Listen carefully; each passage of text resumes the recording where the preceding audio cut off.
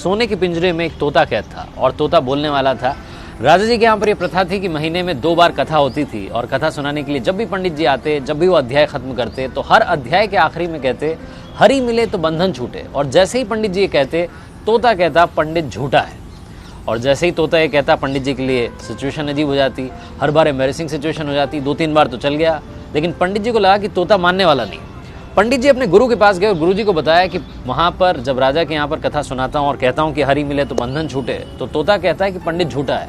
ये तोता पंडित झूठा है बार बार क्यों कहता है? तो गुरु जी ने कहा कि चलते हैं, चल करके तोते से बात करते हैं। गुरु जी पंडित जी के साथ में तोते के पास पहुंचे और तोते से पूछा कि भैया बात क्या है? तो तोते ने बताया कि गुरु जी एक बार मैं एक ऋषि के आश्रम में पहुंचा, वहाँ पर मंत्रोच्चारण हो रहा था, जो उनके शिष्य थे मंत्र बोल रहे थे। मैंने एक मंत्र सुन लिया और मंत्र याद करके मैंने रिपीट कर दिया। जैसे ही मैंने मंत्र बोला तो ऋषि के शिष्यों ने देखा कि बोलने वाला तोता है। उन्होंने मुझे पकड़ लिया, लोहे के पिंजरे में कैद कर दिया। एक बार ऋषि के आश्रम में उनके एक शिष्य थे, सेठ जी, वो आए। उन्होंने मुझे देखा कि बोलने वाला तोता है, वो अपने साथ में ले गए और ले जा करके मुझे चांदी के पिंजरे में कैद कर दिया।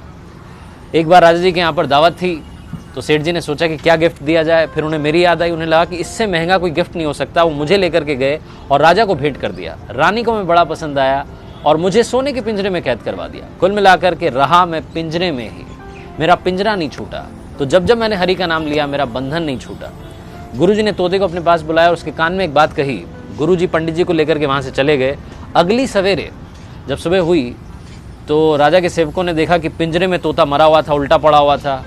उन्हें बड़ी चिंता हुई और राजा को बुलाने गए। पिंजरे का गेट खोला और जैसे ही गेट खोला तोता उड़ गया और उड़ते उड़ते बोला गुरु मिले तो बंधन छूटे। इस लाइफ में सही गाइडेंस का होना बहुत ज़रूरी है। आप किससे सलाह ले रहे हैं बहुत ज़रूरी है।